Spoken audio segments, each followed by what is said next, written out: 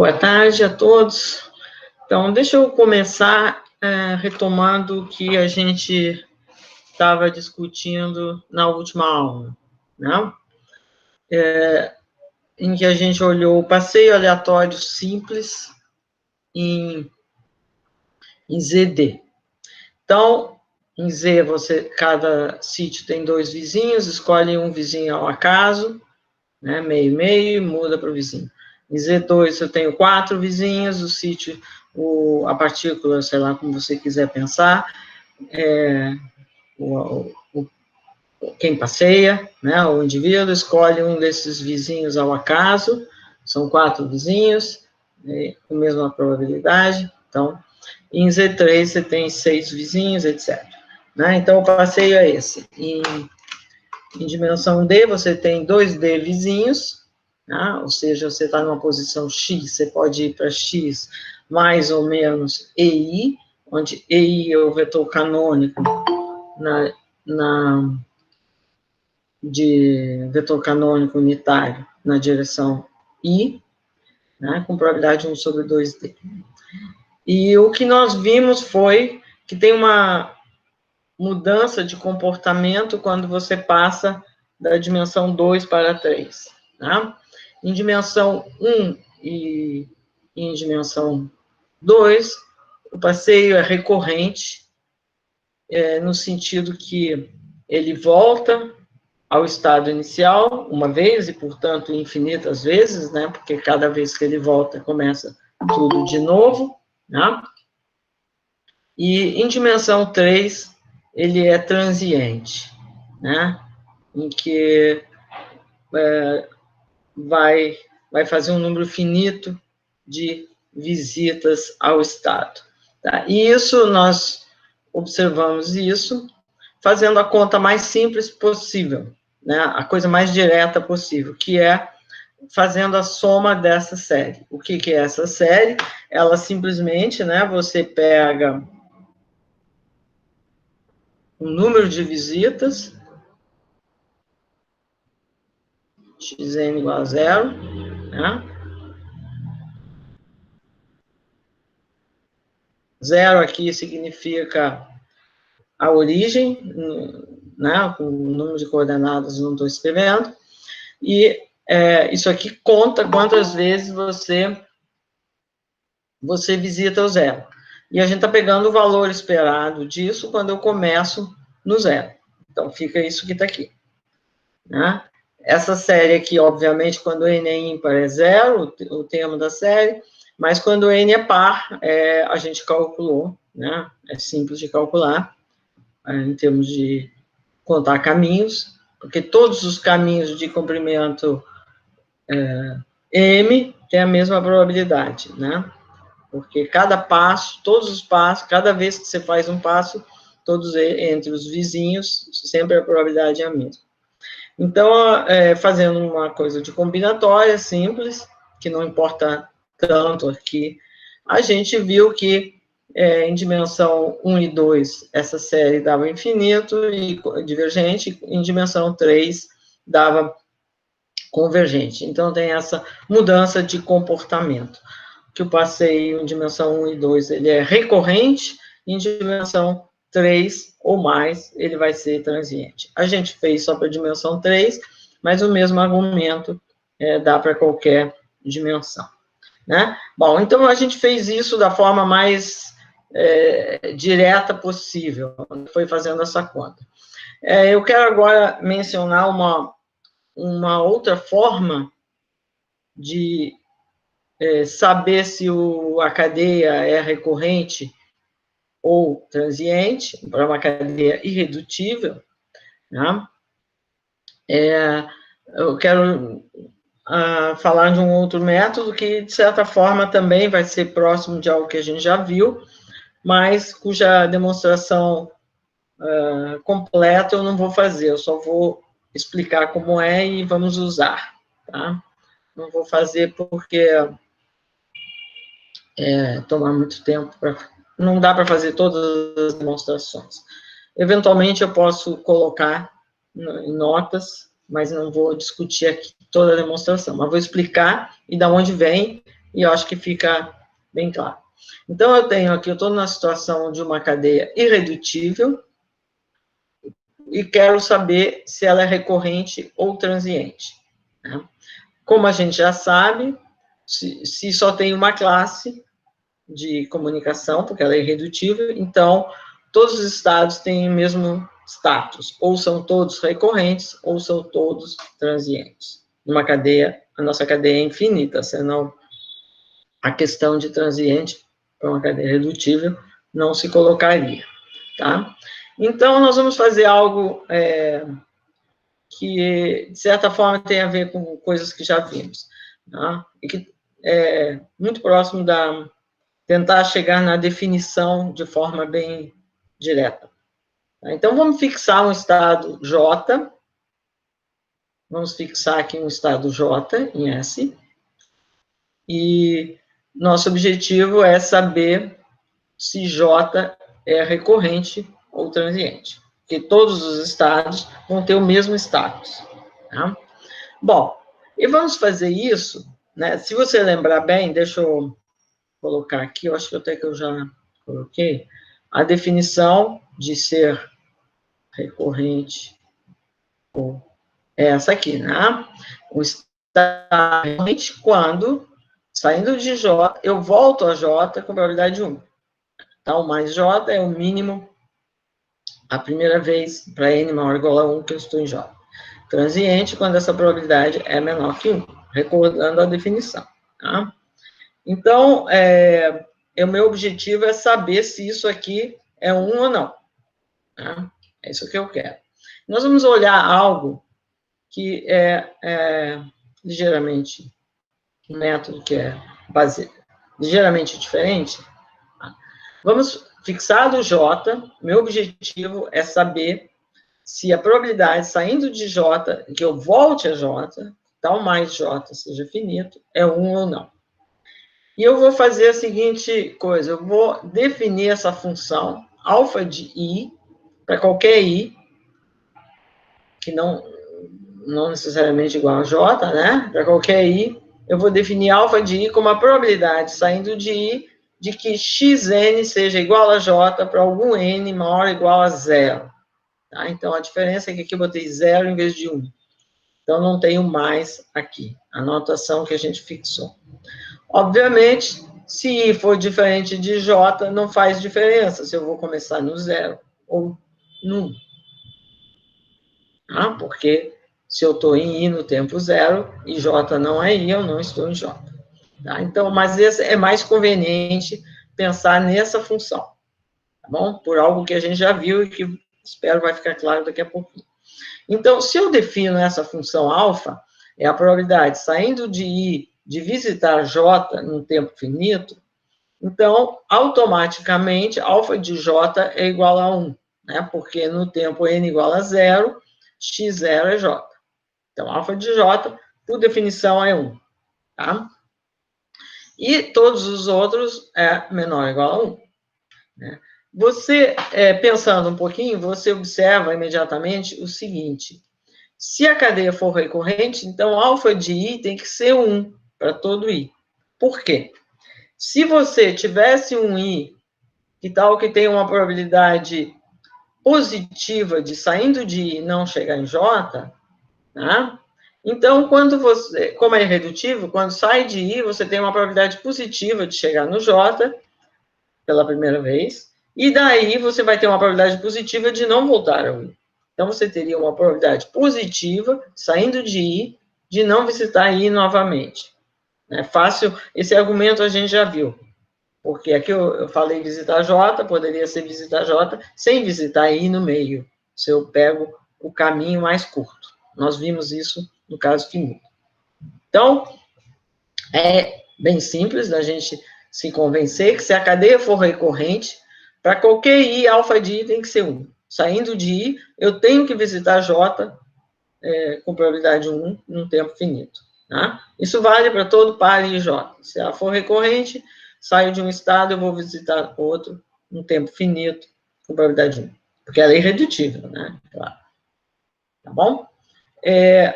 Então, se for recorrente, alfa de I é 1 para todo I. Não tem graça, essa função é constante igual a 1. Bom, acontece que se a cadeia for transiente, você vai ter algum I, tal que alfa de I seja menor do que 1. Né? Porque senão vai dar exatamente a recorrente, aquilo que você está falando. Bom, aí eu observo a seguinte conta que a gente já fez, um argumento muito frequente, que eu disse, de condicionar em um passo, tá? Que nós já usamos. Então, se eu vou escrever uma equação que alfa de I satisfaz. Alfa de I é a probabilidade saindo de I de visitar J. Vamos supor que I é diferente de J. Se I é diferente de J, porque alfa de J, por definição, é 1. Se I é diferente de J, a probabilidade saindo de I de visitar J é a mesma saindo de I de visitar J para algum N maior ou igual a 1, não maior ou igual a 0. Né? Porque no 0 está em I. Bom, como eu quero calcular essa probabilidade, eu posso decompor esse evento de acordo com o primeiro passo da cadeia, que é o x1. Então, eu decomponho todas as possibilidades, o x1 é igual a um k, e k é qualquer coisa em S, né? Então, eu abro esse evento aqui como x1 igual a k variando em S, xn igual a j para algum n maior ou igual a 1. Né? O k pode ser j.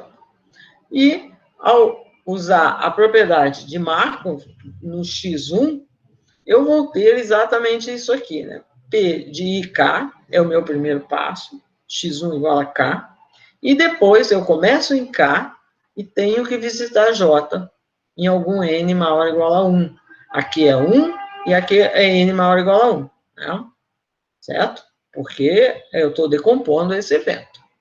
Então, essa função que tem aqui é a probabilidade que xn seja igual a j para algum n maior ou igual a 1 e x1 é k, é a mesma se eu troco 1 para 0 e o n maior ou igual a 0.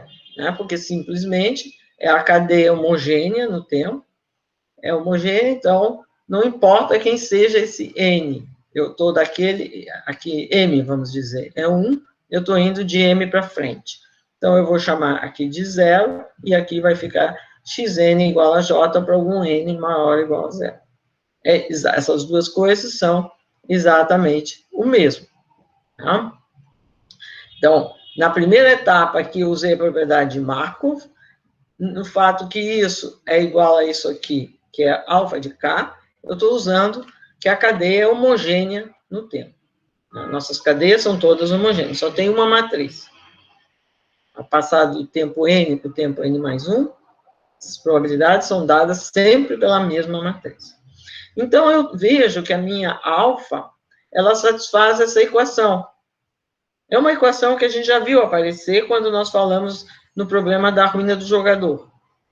Alfa de I é igual à soma de P de I de K, soma em K, alfa de K. Nota que essa equação é diferente daquela quando você procura medida estacionária, porque eu estou somando na segunda coordenada, não na primeira, certo? Então, é uma equação do tipo, bom, é isso que está dito aí. Uma matriz vezes um vetor coluna. Né? E aqui o vetor, certo? Bom, isso vale para todo I, Bom, essa função, essa alfa que satisfaz essa propriedade, que está escrita aqui, satisfaz essa aqui, e no J é igual a 1. Você espera que se a cadeia for transiente, ele vai ter algum que vai dar menor que 1, então vão ter Is que vai dar arbitrariamente pequeno, né? Porque se algum I tiver alfa de I menor que 1, você espera que quando estiver muito longe, vai ter o alfa menor ainda, porque tem que chegar, né? Tem que chegar no no J, né? Então tem que fazer um caminho longo, talvez. Então você espera, você imagina que o S são os inteiros não negativos, que quando K vai para infinito, vá para zero. Tá? Eu não estou provando, estou falando, sugerindo que deva ser assim, é um fato. Tá? Vai ter, se tiver algum que é menor que 1, de fato, vai ir para zero. Teria que ir para zero, quando fica longe. Então, isso aqui, essas três propriedades, ela é um resultado que a gente não está provando agora, mas é um fato, que se a cadeia vai ser, uma cadeia redutível, vai ser transiente, se só se existir um alfa que satisfaz essas três condições. Quem é o alfa? Alfa é isso que está aqui. São as probabilidades saindo de chegar no J que você fixou. Tá? Por isso que alfa J é 1. Tá? Então, eu não estou provando isso, mas isso é um método que agora eu vou fazer um exemplo mais concreto, eu espero que fique mais claro. É um método, vamos dizer, alternativo, para a gente saber se ela é recorrente ou não. Em vez de fazer aquela contagem de caminhos, né? No fundo, tem um pouco a ver, mas é um método mais, vamos dizer, mais elegante, mais analítico, de ver se a cadeia é transiente ou não. Então, o resultado, cuja prova eu estou, por enquanto, pelo menos omitindo, é essa. Vai ser transiente, se só ser, né? Qualquer que seja o J que você pegue, porque todos vão ter a mesma classificação, existe uma solução de 1, 2, 3, aqui. Tá? Então, o que é isso? É uma solução dessa equação aqui, linear, que vale 1 no J, que está entre 0 e 1, porque é uma probabilidade, e que vai para 0 quando você vai para infinito, vamos dizer. Se você pensa no S como sendo 0, 1, 2, etc. Aqui o ínfimo, quando K está em S, é 0. Existem valores, existem Ks, tal que o valor vai dar arbitrariamente pequeno. Tá? E eu quero, então, eu não vou provar isso aqui, pelo contrário, eu quero fazer fazer um exemplo e relacionar isso aqui com algo que a gente já viu. Tá? Então, o exemplo que a gente pode fazer, o mais simples de todos, é esse. Vamos olhar o passeio aleatório nos inteiros não negativos,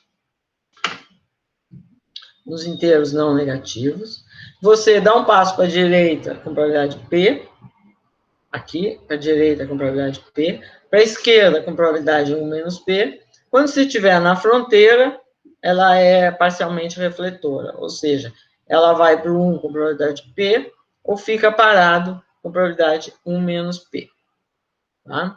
Se você lembra o que a gente fez, né, no caso de Z, quando a gente olhava um passeio em Z, que vai para a direita com probabilidade P, para a esquerda com probabilidade 1 menos P, a gente viu que se P é maior do que meio, ele vai para mais infinito.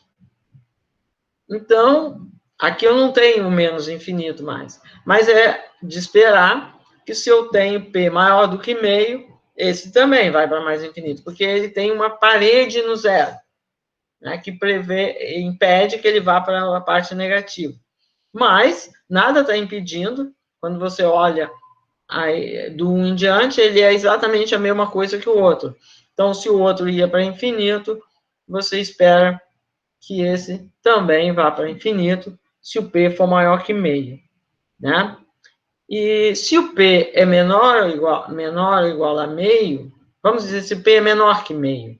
Se P é menor que meio, então ele está puxando na direção do zero. Sempre é mais provável ir para o zero, né? Se o P é menor que meio, 1 menos P é maior do que P. Então, você espera que, nesse caso, seja recorrente, que ele volte. E o P igual a meio, se você pensa no passeio em Z, que era recorrente, Como você está olhando só um pedaço, né? Tá? Você espera que também seja recorrente, só por aquilo que você viu em Z. Em Z a gente fez outro tipo de conta, a gente usou a lei dos grandes números. Então, a gente tem esse chute. Se P é maior do que meio, ele é transiente, ele vai embora para o mais infinito, de fato. E se P é menor ou igual a meio, deve ser recorrente. E nós podemos, eu deixei aqui como exercício, verificar isso utilizando esse método, tá? Mas eu vou discutir um pouquinho, tá como exercício, mas está quase que feito. Mas eu quero, em vez de usar o método tal e qual, eu quero relacionar com algo que a gente já viu. Lembrem que a gente estudou isso aqui, né? Eu tinha o passeio num intervalo, e ele ia para a direita com probabilidade P, para a esquerda com probabilidade 1 menos P, aqui no meio todo. No zero e no N, vamos dizer que ele ficasse absorvido, né? No problema ele ficava absorvido. Mas, se eu estou olhando um ponto aqui do meio e quero saber qual a probabilidade de chegar no zero antes do N, ou do N antes do zero, não importa o que acontece quando eu chego no zero ou quando eu chego no N, porque eu não vou usar essas linhas da matriz. Tá? Isso é uma observação útil, porque quando a gente calculou as coisas, a gente sempre supôs que eram absorventes. Mas para calcular isso, não importa. Tá? Então, em alguma aula anterior, acho que foi na aula 8, se eu não me lembro, se eu não me engano, a gente provou a seguinte coisa. A gente provou isso aqui. Se eu começo num I aqui no meio, 1 menor ou igual a I, menor ou igual que N menos 1. Então, a probabilidade, saindo de I, de que eu chegue no N antes de chegar no zero, a gente calculou explicitamente. É um método muito parecido com isso que a gente falou aqui. Um método parecido? Não, o mesmo. Aquela ideia de fazer um passo e aí condicionar. Tá? Então, você tem uma equação. Aí, o resultado que a gente obteve era isso aqui, né? Deixa eu copiar aqui, para não trocar as letras. Menos P sobre P elevado a I, menos 1. O denominador aqui, 1 menos P. Quando eu tiver outra aula, outro curso, talvez eu já tenha me acostumado com a mesma. N menos 1. Certo? A gente calculou isso aqui na aula 8, tá bom? Para todo I aqui no meio. Bom, agora, eu estou interessada em voltar no zero. Então, eu vou olhar 1 menos isso, é a probabilidade de voltar para o zero, né? Antes. Então, PI de tal zero menor que tal N é simplesmente 1 menos isso aqui, né? Então, 1 menos isso, faço a conta, vai ficar isso que está aqui.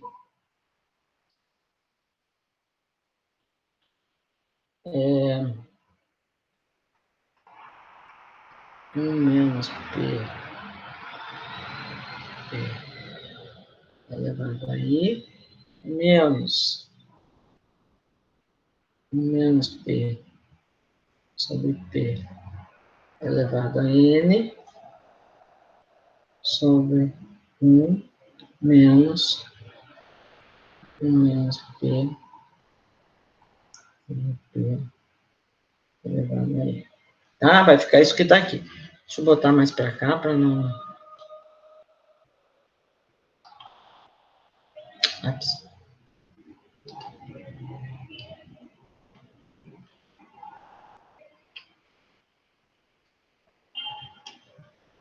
Tá? Vai ficar isso que está aqui. Simplesmente 1 menos, né? P na N, 1 menos P sobre P na N menos 1, menos aquilo que está lá, né? E tem o menos 1 e o mais 1 que vão cancelar, e o denominador é... Isso aqui eu troquei tudo, multipliquei tudo por menos 1 para escrever o I na frente do N, né? Porque ficaria esse aqui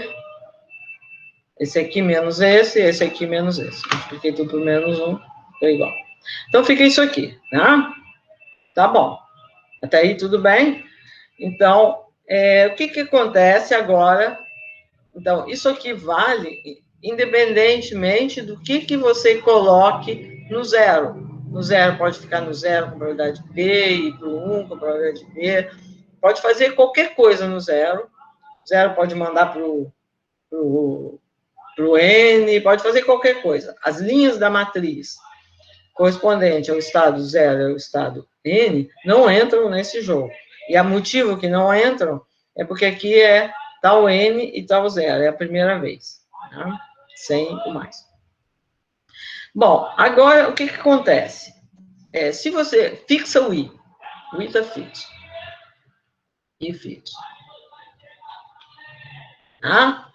Se o I está fixo, tal N, obviamente, vai para infinito, porque você só pode chegar no N indo de 1 em 1. O seu processo só vai de 1 em 1. Tá? Então, é natural, é imediato, que você decorre daí, que se você mandar N para infinito em cima, você vai obter isso aqui, né? Então, zero menor que infinito. Aqui ficou muito esquisito.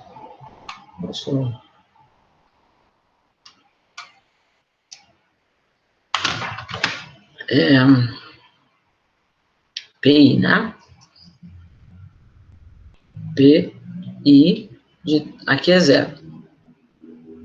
Tá? PI de tal zero finito é simplesmente você fazer o limite disso aqui quando N vai para infinito. Né? Porque quando N vai para infinito, tal N vai para infinito. Então, se ele é menor do que infinito, ele vai ser menor que tal N para algum N. Né? Então, é natural que isso aqui você obtém calculando o limite lá. Bom, agora o que acontece com esse limite vai depender do... bom, aqui eu não falei, mas eu estava na ideia de que P é diferente de meio, né? Senão isso que eu estou fazendo aqui não está certo, porque 1 menos P sobre P é 1, não faz sentido. P é diferente de meio. Tá? Então, estamos olhando esse caso primeiro, P é diferente de meio. Tá? Então, o que vai acontecer com o limite vai depender se esse número que está aqui é maior que 1 ou é menor que 1. Tá? Então, vamos dizer que eu estou na situação de que o P é maior do que 1 meio. P é maior do que meio significa que esse número que eu tenho aqui, que está elevado à potência n, ele é menor do que 1. Então, quando eu mandar n para infinito, ele vai para zero. Então, se P for maior que meio, essa probabilidade aqui vai dar simplesmente 1 menos P sobre P vai daí. Tá? Então, a gente calculou aquele alfa-i, basicamente.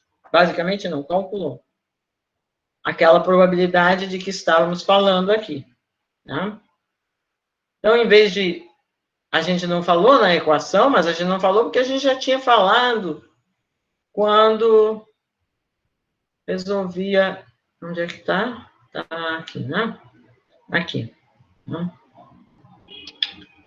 Tá? Esse alfa-i, a gente pegou J igual a zero e calculou alfa-i.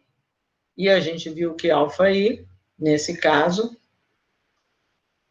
se P for maior do que meio, P é maior do que meio, então a sua cadeia tem uma tendência para ir na direção dos valores grandes, os valores ir para a direita, vamos dizer, nesse sentido, né? De ir para I mais 1.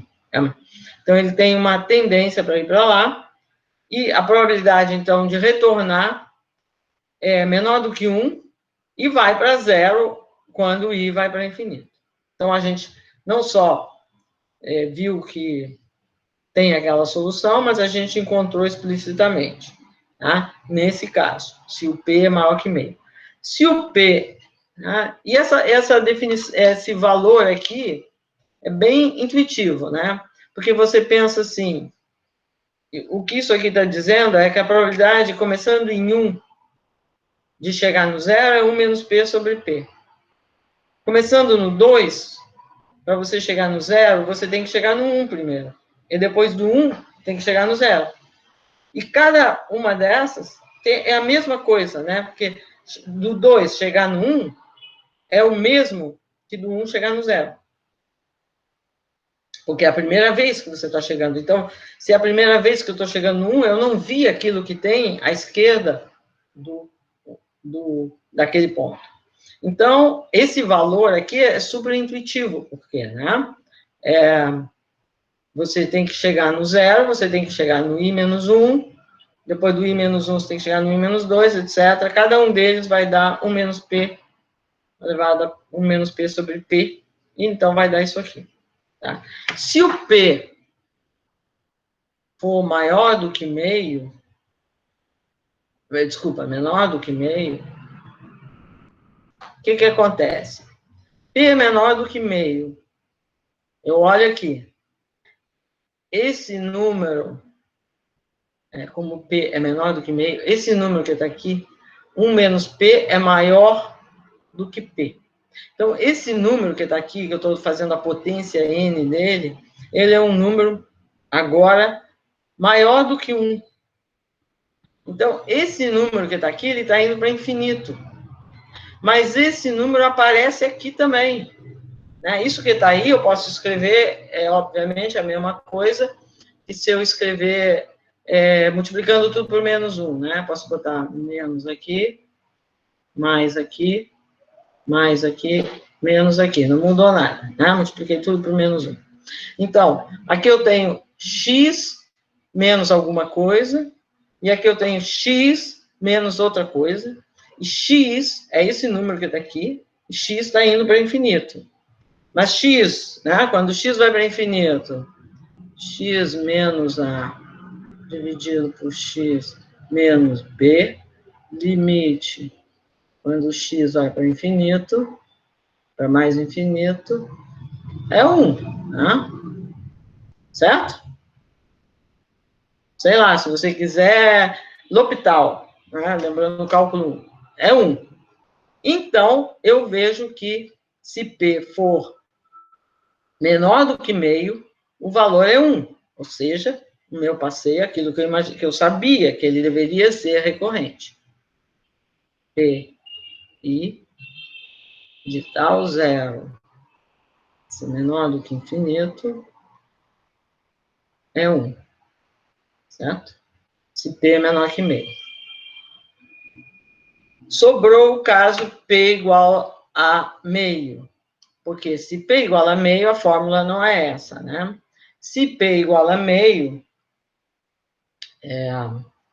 deixa eu fazer aqui para cima, né? Deixa eu procurar um lugar aqui, né? Se P igual a meio, então a gente sabe que se P for meio, a gente sabe que nós calculamos PI de tal N se menor do que tal 0, era I sobre N.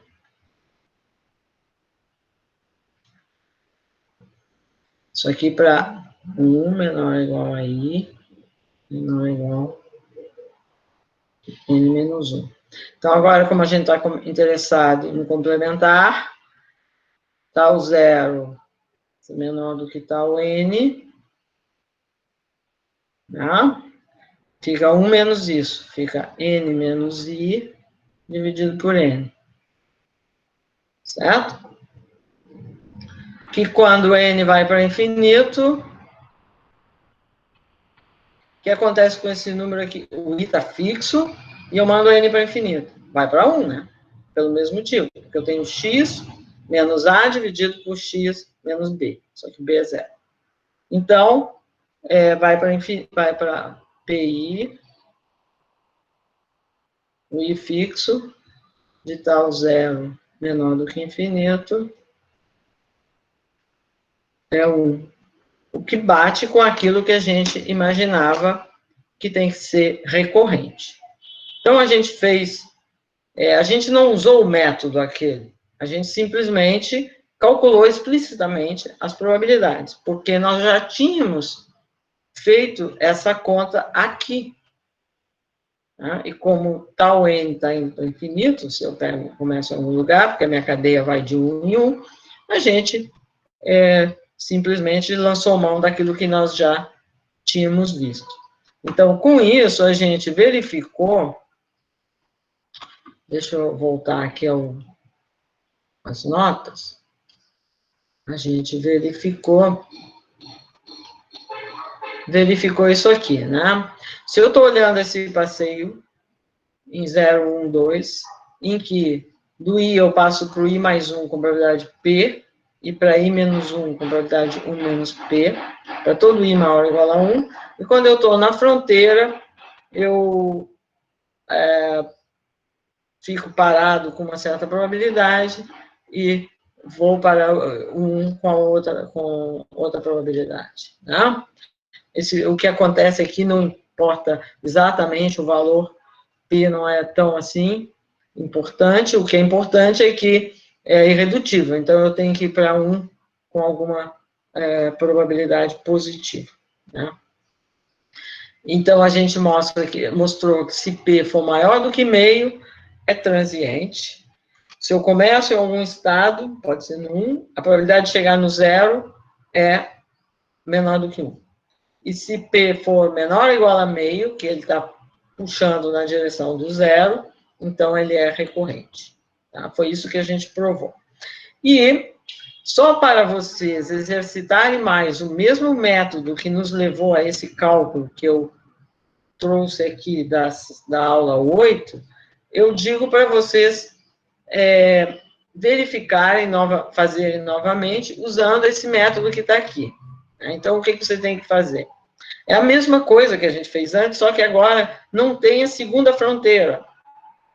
Né? Não tem o N, que antes a gente tinha no 0 e no N, que eram fronteiras, e a gente estava, por conveniência, supondo que eles eram absolventes. Né? Agora eu não tenho mais a outra fronteira, só tenho 0. Né? Mas alfa de 0 é 1, porque eu estou começando... alfa de i é isso que está aqui, certo? Onde é que está? Aqui.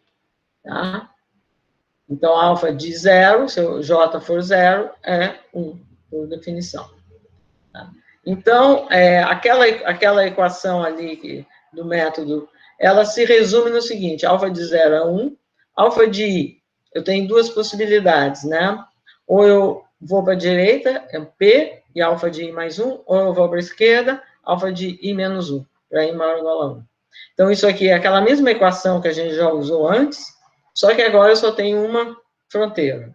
Então, eu só tenho uma condição de fronteira. A outra, lá a gente, eu não sei se vocês lembram, a gente usou duas condições de fronteira para determinar exatamente.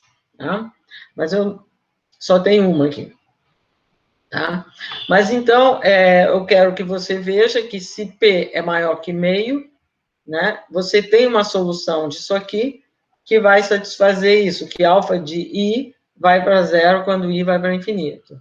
E se P é menor ou igual a meio, não tem solução que vá para 0 quando I vai para infinito. Tá? Então, por que eu estou falando, coloquei aqui como exercício vocês fazerem isso? Só para vocês exercitarem, fazerem novamente, usarem o método da equação de diferenças. Tá? Eu não fiz o mesmo desenvolvimento desse método que o Lawler fez lá no capítulo 0 dele, se não me engano, porque acho desnecessário. A gente faz no exercício mesmo, tá? Então, eu digo para você repetir aquilo que a gente fez antes, né? Eu não quero fazer agora, porque eu gostaria que vocês tentassem fazer. Então, vamos dizer, daqui umas 2 aulas para frente, para não dizer na próxima aula, porque a próxima aula ainda todo mundo está pensando em outra coisa, né? Umas 2 aulas para frente, a gente olha esse exercício aqui na aula para saber como fazer, caso vocês tenham tido alguma dificuldade. Você vai repetir o mesmo método, né? Se você for... Qual é a ideia? Você pega essa equação, aqui tem 1, né? Você pensa esse 1 como sendo 1 menos P mais P. Aí você junta P de um lado e 1 menos P de outro, você vai obter uma equação envolvendo DI, que é a diferença, alfa I mais 1 menos alfa I. Você vai obter, basicamente, o quê? Que DI é 1 menos P sobre P, DI menos 1. Né? Então, vai dizer que DI, repetindo isso, é 1 menos P sobre P elevado a I, D0. Então, você tem... agora, você não sabe quem é D0, mas D0 é alfa 1 menos alfa 0. Né? Então, tem uma constante aí no meio, que é o alfa 1. Que você não sabe qual é, mas não importa muito. Isso vai te permitir dizer que aquilo que a gente está querendo provar lá acontece, tá? Então, porque você não vai dizer quem é DI, quem é alfa I, mas você vai dizer que alfa I é a solução de tal coisa, tem essa forma. Aí você vai ver, bom, se o P for maior que meio, então tem uma solução, e a solução é tal. Se P for menor que meio, a solução que tem não vai satisfazer aquelas condições que estão ditas ali, né? E se P igual a meio, também não vai satisfazer, porque no caso P igual a meio, isso aqui vai ficar DI igual a DI menos 1, tudo igual a 0, né, e tal. Vai ficar constante. Bom, eu não quero fazer, porque é um exercício, mas eu gostaria que vocês, assim que pudessem, escrevessem isso aqui, tá, como um exercício,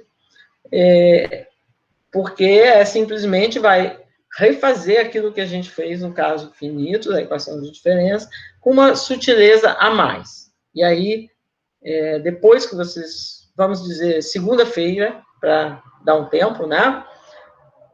Semana que vem, a gente arranja um tempinho, porque a gente vai estar fazendo outras coisas, mas a gente arranja um tempinho para olhar esse exercício em particular. Tudo bem, é um exercício, vamos dizer, sugerido, vocês podem também simplesmente dar o mesmo tratamento que outros exercícios sugeridos, né? Discutir com o Marcos e tal. Mas eu gostaria de ver, porque ele não é um exercício, assim, qualquer, ele é exatamente a mesma técnica das equações de diferença, tá?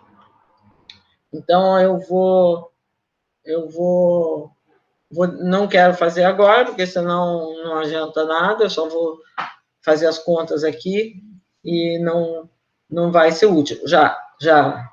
Porque já calculamos de outra forma, né? Já calculamos explicitamente com base na conta que a gente já havia feito, tá? Isso aqui é um mais, né? Tá muito esquisito. Tá bom? Então,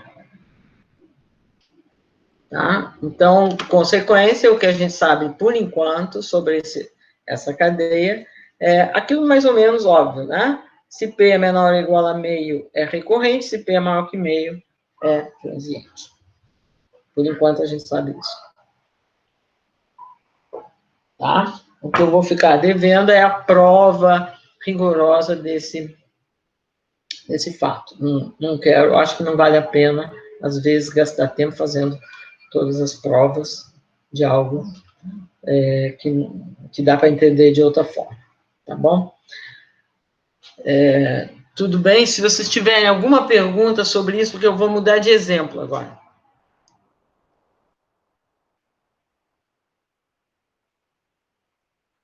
Não? Então, eu vou olhar um outro exemplo, mas é simples também, e ele é ilustrativo de uma série de coisas.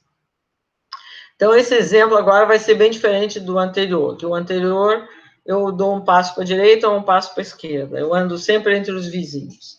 Esse aqui, ele parece meio artificial, mas você vai ver que ele não é tão artificial. Ele se chama cadeia de renovação. Eu vou explicar depois o porquê desse nome. E ele é o seguinte, então, os espaços de estado são os inteiros não negativos, e em cada etapa, se eu tiver no I, eu posso ir para o I mais 1, e eu faço isso com uma certa probabilidade, que vou chamar PI. PI é qualquer coisa entre 0 e 1, mas é positivo e não é 1 também. Ou então, se eu não der um passo para frente, eu caio lá no começo. Eu vou para o 0, com probabilidade 1 menos PI. Tá? Então, nesse sentido, ele é bem diferente, né? Ou você dá um passo para a direita, de tamanho 1, ou você cai lá no 0. Tá? E esses números, PIs, são arbitrários. Só que não pode ser 0 nenhum, porque senão não tem graça. Tá? Porque no momento que eu tiver um 0, eu nunca vou passar dali. Vai quebrar minha cadeia num caso finito. Até que o 0, tudo bem. Você pode pensar que tem um 0, aí vai ficar finita a sua cadeia. Tá? Não é o que interessa aqui. Tá? Então, só para simplificar a notação, eu vou chamar 1 menos PI de QI. Tá bom? Bom, e o meu objetivo é saber a questão de quando é que é transiente, quando é que é recorrente, né? Porque essa minha cadeia, ela assim, ela vai dando pulinhos para frente, pum, pum, pum, pum, de repente, pum, cai no 0. Aí começa de novo, dando pulinho para frente, pum, cai no 0. O tempo que ela demora para cair no 0 é uma variável aleatória, não? É isso, é o comportamento dessa cadeia. Então, se você quiser, ela é muito simples, pode parecer muito artificial, simplesmente para exemplificar certas ideias. Mas, de fato, tem alguma coisa por trás que não é tão artificial. E a gente vai ver agora. Tá? Então, o que eu quero saber? Começo no 0. Se a probabilidade de retornar ao 0 é 1 ou não é 1. Né? Então, vou fazer a conta. É simples. Né? Qual é a probabilidade que tal mais... Né, tal mais é sempre maior ou igual a 1, porque o mínimo é n maior ou igual a 1. Seja 1. Seja 1 é que eu não dei o passo para direita. Do 0 eu não pulei para o 1. Então, eu fiquei do 0 para o 0. É 1 menos P0, que é Q0. De fazer K, que eu faço K menos 1 passos para frente e depois caio. Então, calcular a probabilidade vai ficar exatamente isso. Do 0, passei para o 1, passei para o 2, passei para o K menos 1 e depois caí no 0 de novo. Então, vai ficar exatamente isso aqui. Certo? O PI me leva para o I mais 1. A notação é essa. Tá? Então, é uma conta trivial, né? Que P de tal mais maior do que K é isso que está aqui. Né? Porque o que é maior do que K? É que eu fiz K passos, para a direita. Então, eu não voltei até o tempo K, eu não posso voltar. Eu posso voltar no K mais 1. Então, essa conta é explícita, muito simples. Né? Porque tal mais maior que K é exatamente isso. Eu fui para o 0, para o 1, do 0 para o 1, do 1 para o 2, etc., até chegar no K. Porque no K, eu PK menos 1 que me leva para o K. Né? Então, aqui eu tenho, isso aqui eu tenho K passos. Né? Porque o 0 é o primeiro passo, o 1 é o segundo, etc. Essa notação, às vezes, confunde um pouquinho, por causa dos índices, mas você veja, aqui você tem K números, do 0 a K menos 1. Então, você fez K passos. E nesses K passos, você sempre foi para frente. Então, você não voltou ao 0, é exatamente isso. Então, você vê imediatamente que tal mais vai ser finito com probabilidade 1 se só ser o produto desses números for para zero. É trivial, né? Porque quando esse produto vai a zero, né, quer dizer que a variável é finita. A probabilidade de ser maior que k vai para zero quando k vai para infinito. Né? Como numa função de distribuição. Que uma função de distribuição, f de x, quando x vai para mais infinito, tem que ir para 1. Né? E significa que a probabilidade de ser menor ou igual a k, que é 1 menos isso, vai para 1. Tá? Então, a gente tem um critério super simples, só que ele envolve produto, não envolve soma. Tá? Aqui eu vou deixar como um exercício, que não tem nada a ver com probabilidade, é um exercício de cálculo, que esse produto e a zero é equivalente a isso aqui, se você prefere lidar com as somas. Né? A maneira que você passa de um para o outro é você pensar no logaritmo. Né? Porque se o produto, pensa assim, ó, para o produto desses números não ir para zero, lembra, você está fazendo produto de números menores do que 1. Então, para ele não ir para zero, esses números têm que estar convergindo para 1 muito rapidamente. Senão, o produto, se tiver volta e meia alguém que não está muito próximo de 1, o produto vai para zero, porque você está fazendo produto. Cada vez multiplica por um número menor que 1, né? Fica menor. Então, para que esse produto não vá para zero, vá para uma coisa positiva, esses números têm que estar indo para 1 muito rapidamente. Aí você lembra que na vizinhança do 1, como é que você pensa no logaritmo, né? Logaritmo de 1 menos x, como que ele se comporta. Então, você vai concluir que é equivalente a ter essa série aqui finita. Você pega o logaritmo aqui, o logaritmo desses números não vai para menos infinito, né? Então, menos o logaritmo, né? Fica finito, e aí você obtém isso. Então, isso é um exercício que não tem nada a ver com probabilidade, tá? Mas só se você prefere usar isso aqui, porque pode ficar mais conveniente, né? Se você pensar que PJ é 1 menos 1 sobre J. Então, 1 menos PJ é 1 sobre J, vai divergir. Né? Então, só para ficar na hora de fazer alguma conta. Tá? Então, isso aqui é um exercício de cálculo.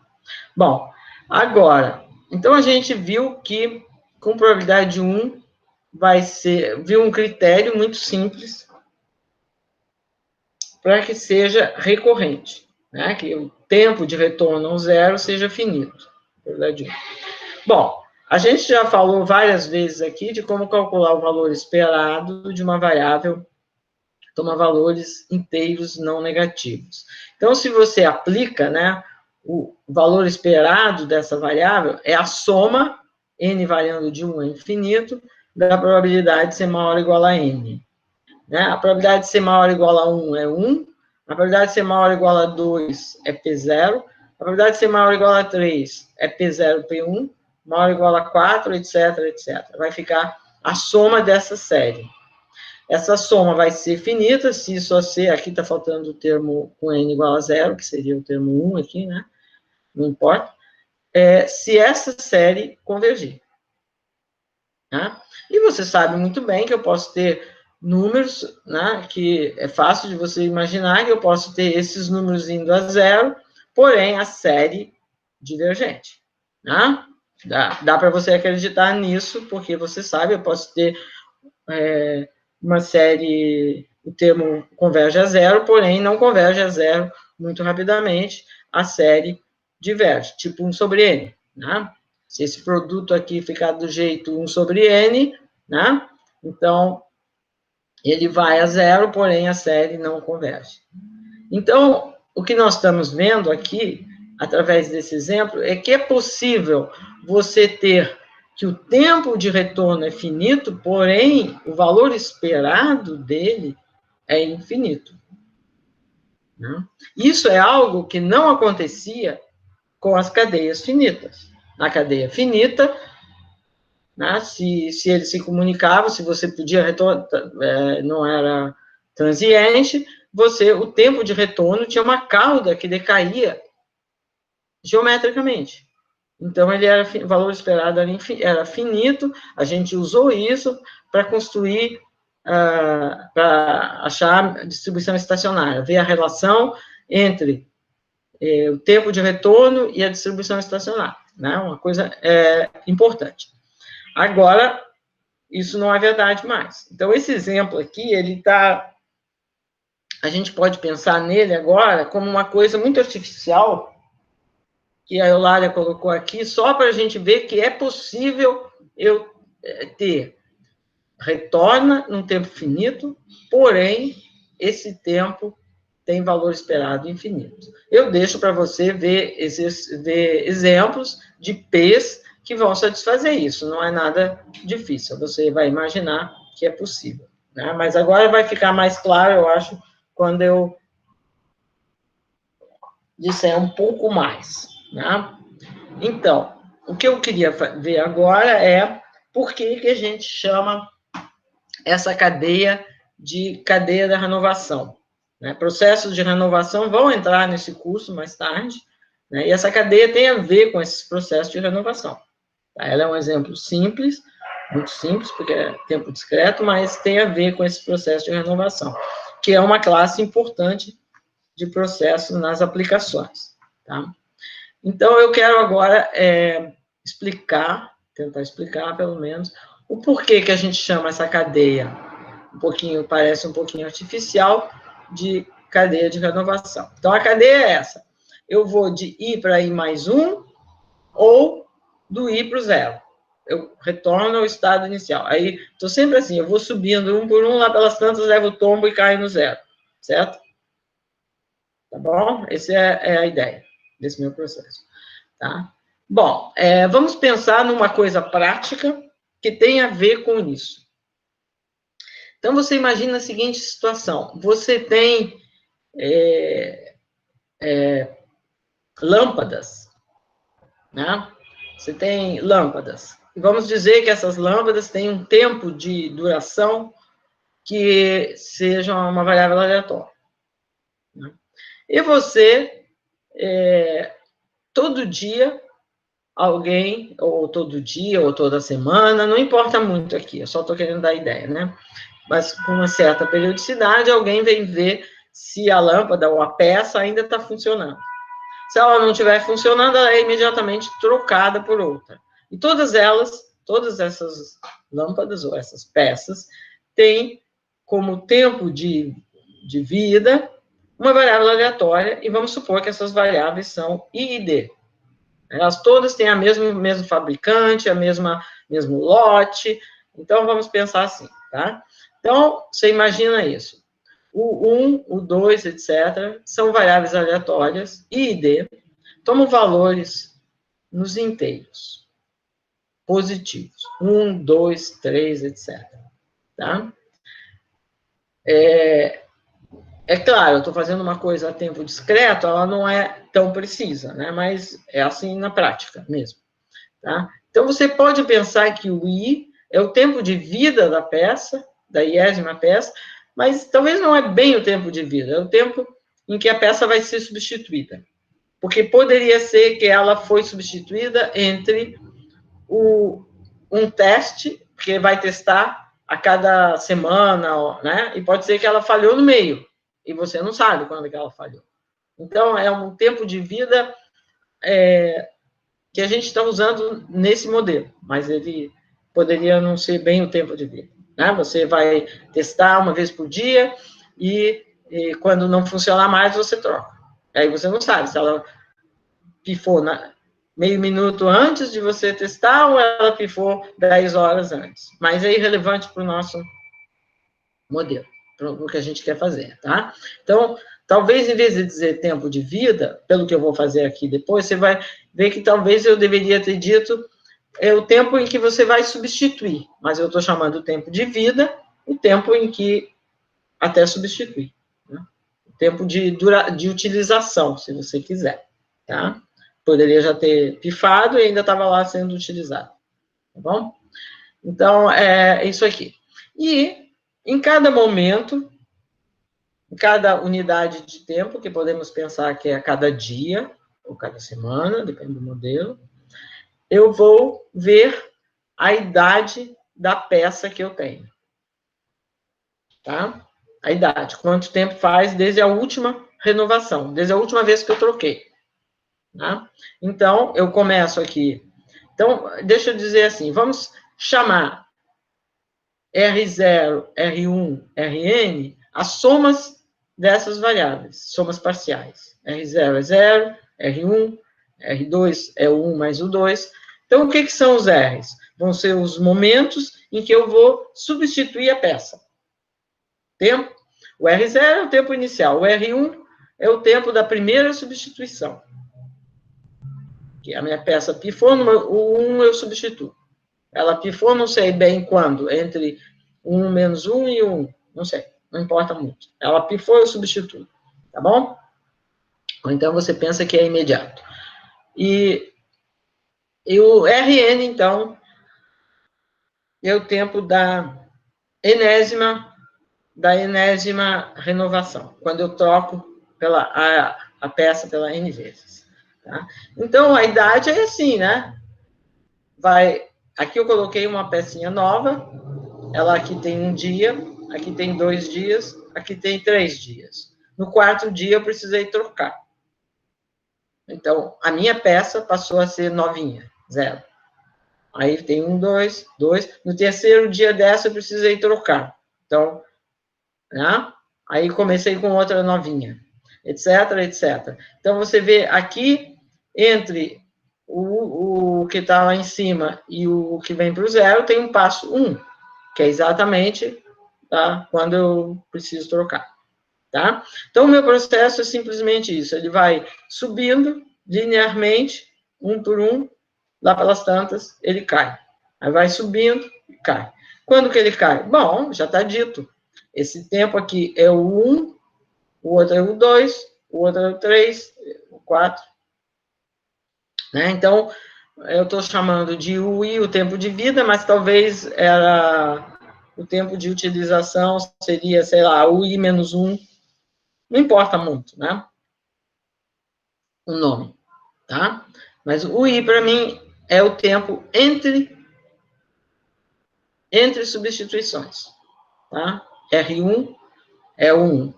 R2 é o 1 mais o 2, etc. E o meu processo, ele é determinístico aqui no meio. Ele simplesmente cresce com a idade, né? Vai crescendo até que é substituído, até que morre, alguma coisa assim, né? Vai crescendo linearmente, tá?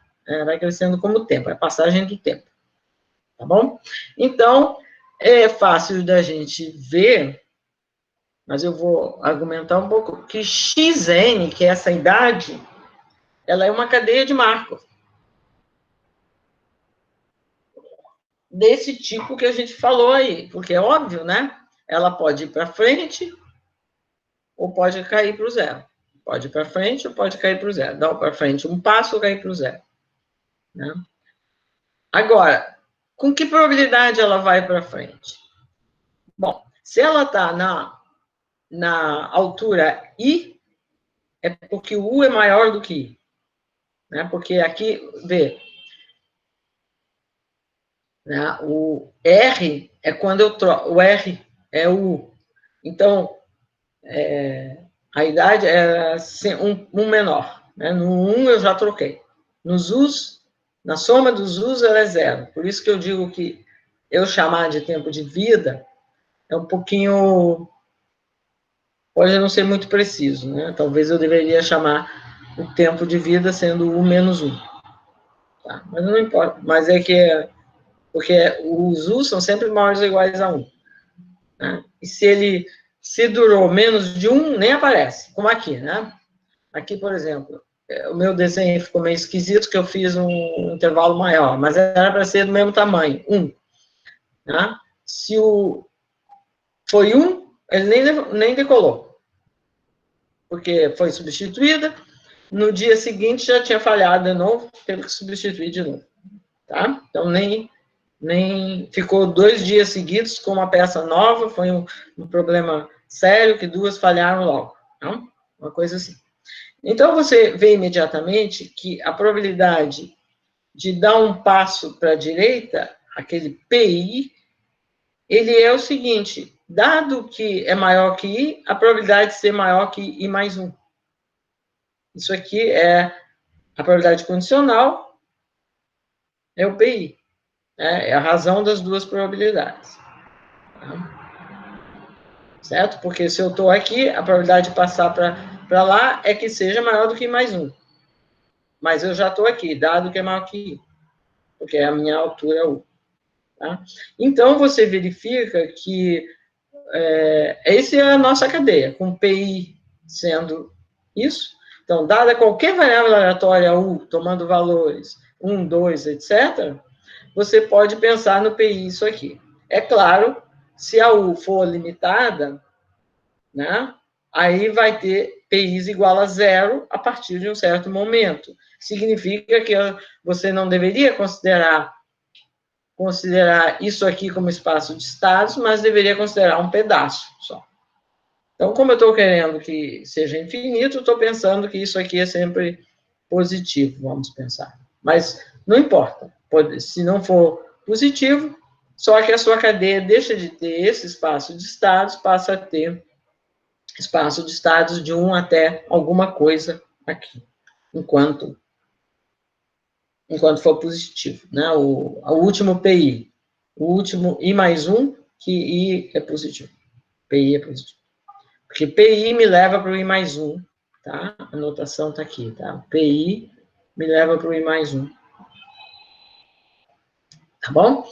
Então, é fácil de você ver que a probabilidade do ser maior que N é simplesmente o produto disso aqui, porque é uma conta trivial, né? Porque você vai fazer isso aqui, né? Não tem nada demais, né? Probabilidade de U ser maior do que N. Como eu estou supondo que probabilidade de U maior que 0, que é a mesma coisa que probabilidade de U maior ou igual a 1, porque estão valores inteiros, é 1. Tá? Então, maior do que N, eu posso escrever assim, né? P de U maior do que N, dividido por P de U maior que N menos 1, P de U maior que N menos 1, dividido por P de U maior que N menos 2, e aí vou, né? Até que eu vou chegar P de U maior que 1, dividido por P de U maior que 0. Como esse aqui é 1, né? Então, isso aqui vai ficar... bom, mas tudo bem. Isso aqui vai ficar o produto dos P's, né? Produto dos P's. Só que esse último aqui, na minha anotação, ele é o Pn-1, tá? Porque eu chamei assim. Tá? Então, a probabilidade de 1 maior que N é esse número. E, obviamente, esse produto I a 0 é o mesmo que dizer que a variável U é finita. Tá? Porque a variável U é aquele... O que é a variável U? É o tempo de retorno ao zero. Né? É a variável que dá o tempo de retorno ao zero. Por isso que eu falei, não é tanto o tempo de vida, talvez, depende da aplicação, mas é o tempo de retorno ao zero. Então, eu tenho, aqui está óbvio por que se chama cadeia de renovação, né? Porque esses tempos de chegada, de estar no zero, são os momentos em que você troca, substitui a sua peça por algo novo e começa tudo de novo, e etc. É a mesma coisa. Tá? Bom, uma coisa que você pode me perguntar, né? E é razoável que pergunte, né? É se esse processo que eu defini assim é uma cadeia de Markov, né? Porque aqui eu fiz uma outra coisa. Eu disse, eu vou pegar uma cadeia de Markov com essa matriz. Aí, por definição, é uma cadeia de Markov. Aí você diz agora, não, eu estou pegando, assim, meus processos que fazem isso aqui. E é interessante a gente verificar se você pega qualquer variável U a valor inteiro, que isso aqui vai ficar uma cadeia de Markov, né? Né? Que, portanto, vai corresponder àquele exemplo anterior que a gente falou. Né? Quando você quer saber se tem uma cadeia de Markov, o que a gente tem que fazer? Tem que mostrar que a probabilidade de ver algo no tempo n mais 1, se eu condiciono em todo o passado, é a mesma coisa olhando apenas o presente, dado que eu sei, né? Dado que eu sei o presente e o passado, o futuro só depende do presente. É isso aqui é que eu preciso verificar, né? E que é homogêneo também, mas tudo bem, eu preciso verificar isso aqui, né? E eu quero saber por que isso é verdade. Em vez de fazer a conta, talvez era bom a gente entender o porquê, né? Certo? Porque se eu estou no tempo, num certo tempo, que eu não, quando eu falo aqui no tempo n, o que eu tenho? Eu não sei aonde que eu estou. Eu sei que meu xn é i, mas eu não sei se eu estou na primeira peça ou na 20ª peça. Eu não sei em qual desses pedaços eu estou. Eu só sei a altura. Tá? Então, eu estou aqui nessa altura. Vamos dizer, isso aqui é 1, 2, 3, 1, 2, 3, né? Xn é 3. Mas eu não sei se é esse 3, ou se é aquele 3, ou se é esse 3, sei lá. Meus desenhos não são muito bons. Tudo bem. Meu Xn é isso aqui. Por que não importa muita coisa? Bom, se o Xn é I, você pode pensar o seguinte, se era I é igual a 3, por exemplo, é porque no tempo anterior era 2, e no outro era 1, e no outro anterior era 0. Aí, quando você chegou aqui, tudo isso que aconteceu antes é independente disso que eu estou vendo aqui, porque essas variáveis U são todas independentes. Então, por esse motivo que ele é a propriedade de Markov, porque tudo que você precisa saber é em que altura você está. Porque esses U são todas I e D, né? Então, você sabe que daqui para frente vai cair, só depende da U, e não interessam as outras. Né? Mas eu fiz aqui, só para explicar, é bom a gente, em algum momento, tentar formalizar, né? Como é que eu faria, como é que eu demonstraria mesmo? Eu queria demonstrar, a partir de primeiros princípios, que é uma cadeia de Markov, que tem essa propriedade.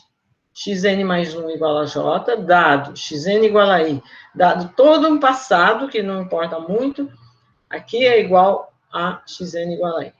É claro que o único passado que interessa, se aqui é I, é porque esse aqui tem que ser I menos 1, etc., até chegar no zero. Do zero para trás é qualquer coisa, eu não sei, porque eu não sei qual era a idade com que foi substituída a outra peça. Tá?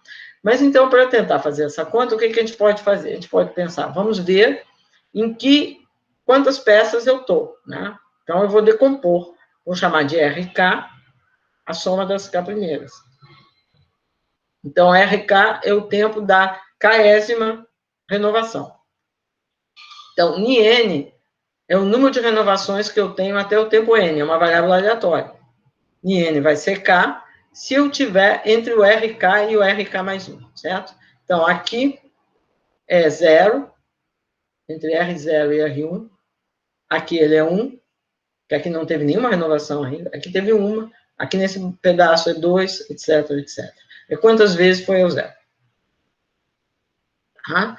Então, esse evento que está aqui, eu posso, o que eu estou chamando de B, eu vou querer mostrar que a única coisa que importa, que não importa muito esse evento. Se eu souber isso aqui tudo eu vou poder esquecer. Né? Então, eu vou calcular a probabilidade condicional aqui. A probabilidade condicional é a probabilidade da interseção, dividido pela probabilidade desse evento. Tá? Quando eu estou interessado em calcular isso aqui, eu tenho duas opções.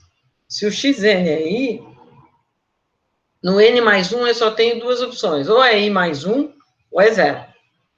Só tem duas opções. Como só tem duas opções, e a soma das duas probabilidades tem que ser 1, basta eu olhar uma delas. Então, eu vou olhar o j igual a i mais 1. Então, eu preciso fazer esse evento que está aqui, isso, interseção, isso aqui, dividido por isso, né? A probabilidade condicional. Então, eu vou fazer xn mais 1 igual a i mais 1, xn igual a i, e esse b todo aqui, todo esse passado. Tá? Eu decomponho esse evento de acordo com o valor de k. K é em qual daqueles pedaços eu estou. K pode ser 0 até n. Então, eu vou escrever a mesma coisa, só que eu estou fazendo a interseção com n igual a k. Bom, quando eu digo isso, o que eu sei aqui? Eu sei o seguinte, que aquilo que eu falei intuitivamente, se o xn é i, o xn menos 1 tem que ser i menos 1. O xn menos 2 tem que ser i menos 2, até chegar no zero.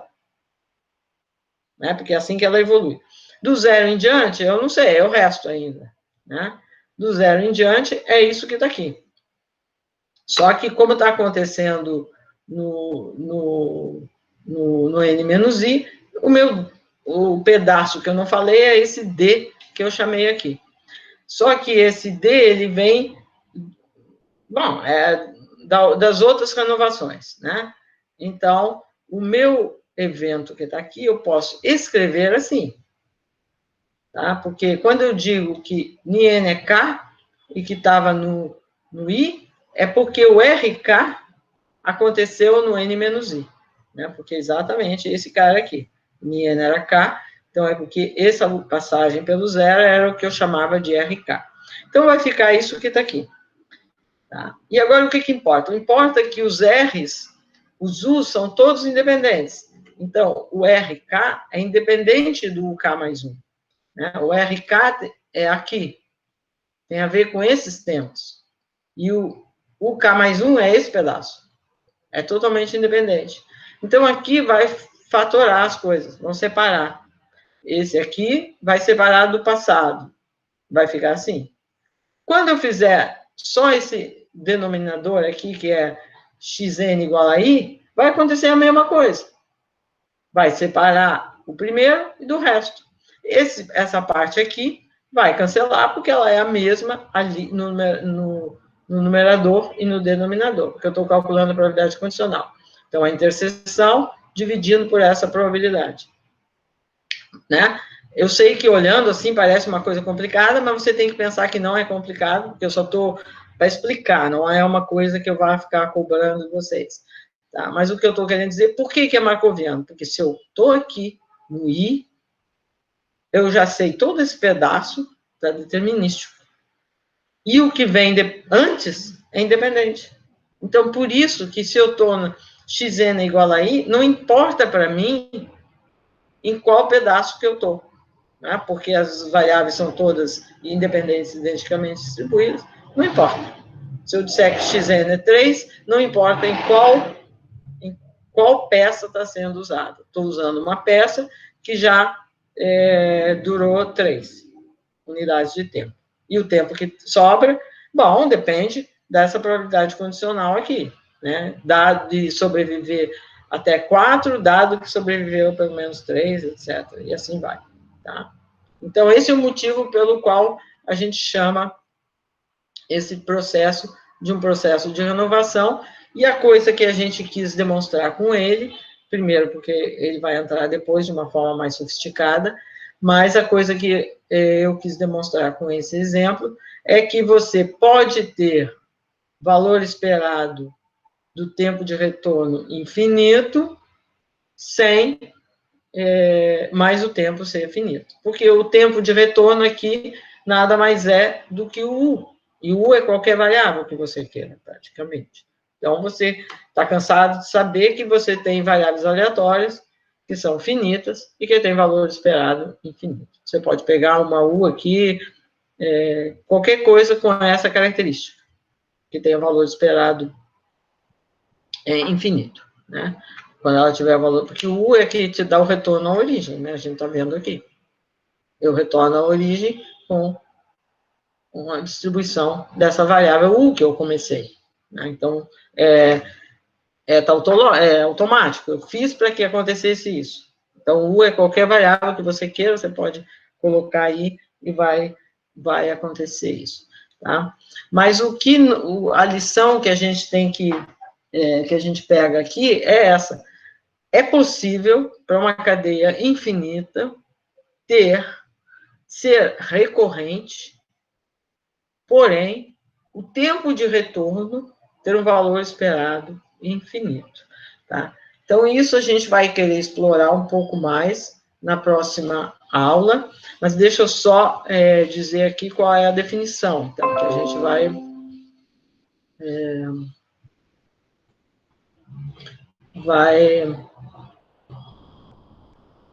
vai discutir na próxima aula, tá? Então, é isso aqui. Espera aí, deixa eu só a definição do que a gente viu agora, tá? A gente fez através de um exemplo muito simples, né? Tá? Então, você pode ter, né, quando S é infinito, é claro, que o tempo de retorno seja finito, que o estado seja recorrente, porém, esse valor esperado ser infinito.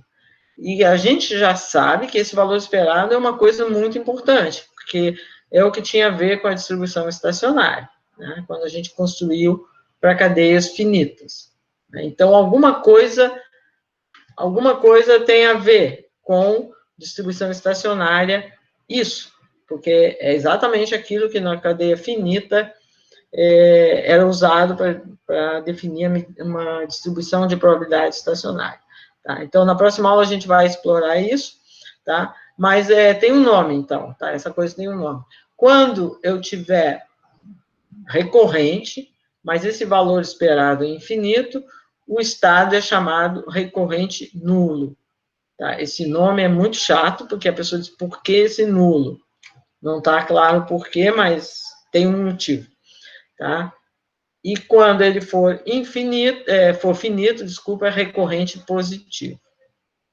Tá? A razão desses nomes tem a ver com a frequência com que você...